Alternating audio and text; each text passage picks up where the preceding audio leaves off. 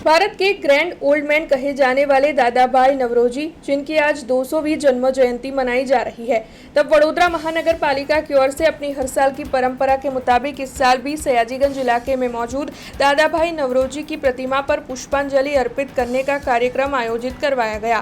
वडोदरा महानगर पालिका के बैंड बाजे के साथ और परंपरा के मुताबिक दादा भाई नवरोजी की प्रतिमा पर पुष्पांजलि अर्पित की गई। तब आपको बता दें कि इस दौरान विपक्षी नेता चंद्रकांत श्रीवास्तव के साथ भारतीय जनता पार्टी के काउंसिलर्स भी वहां पर मौजूद रहे। वैसे इस दौरान पारसी समुदाय की मौजूदगी भी वहां पर दर्ज की गई और उपस्थित सभी की ओर से दादा भाई नवरोजी की प्रतिमा पर पुष्पांजलि अर्पित करते हुए उन्हें शत शत नमन किया गया। સ્વર્ગસ્થ દાદાભાઈ નવરોજીને આજે 200 વર્ષની જયંતિ આપણે ઉજવી રહ્યા છે। એ ભારતના સ્વાતંત્ર્યના મેઇન લડવૈયા હતા। એને આખી કોમને, અમારી કોમને તો ખરું, પણ આખી ઇન્ડિયાની, ભારતની દરેક પ્રજાને પ્રેરિત કર્યું આઝાદીના લડત માટે, જેમાં સયાજીરાવ મહારાજાનો બહુ સપોર્ટ હતો અને બહુ સારી રીતે અમને પાર પાડ્યું અને પીસફુલી પાર પાડ્યું, જેમાં આપણે આજે એના પરિણામે આપણે સ્વતંત્ર ભારતમાં જીવીએ છીએ। આજે દાદાભાઈ નવરોજીનો જે જન્મદિવસ છે, પુષ્પાંજલિનો કાર્યક્રમ છે અને એને કાર્યક્રમની અંદર દાદાજી નવરોજી શું હતા, કેમ આ સુધી એને લોકો યાદ કરે છે અને જ્ઞાની લોકો યાદ કરે છે। આમ તો બીજા બધાને બધા યાદ કરતા હશે, પણ આમને ફક્ત જ્ઞાની લોકો યાદ કરે છે।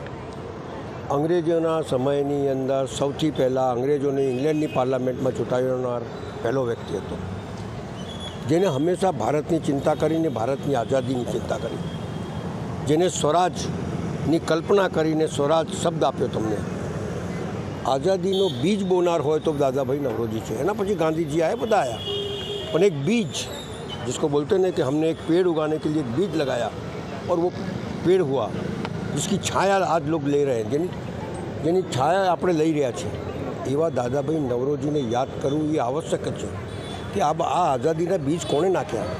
ગાંધીજીને યાદ કરે છે, પણ જેને બીજ નાખ્યા એને લોકો યાદ નથી કરતા। આજે કમનસીબી એ છે કે જેના પુષ્પાંજલિના કાર્યક્રમમાં પ્રથમ નાગરિક અને કમિશનરે આવવું જોઈએ।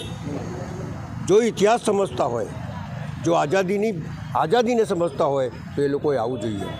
આવા જે લોકો ભારતની આઝાદીની ચિંતા અને ચિંતિત હતા, જે લોકોએ બીજ નાખી, અંગ્રેજોની પરવા નહીં કરી અને એમને ભારતની જે કંઈ બી હતું એની રજૂઆત પાર્લામેન્ટમાં કરતા રહ્યા અને એનો ફલ આજે ચાખી રહ્યા છે।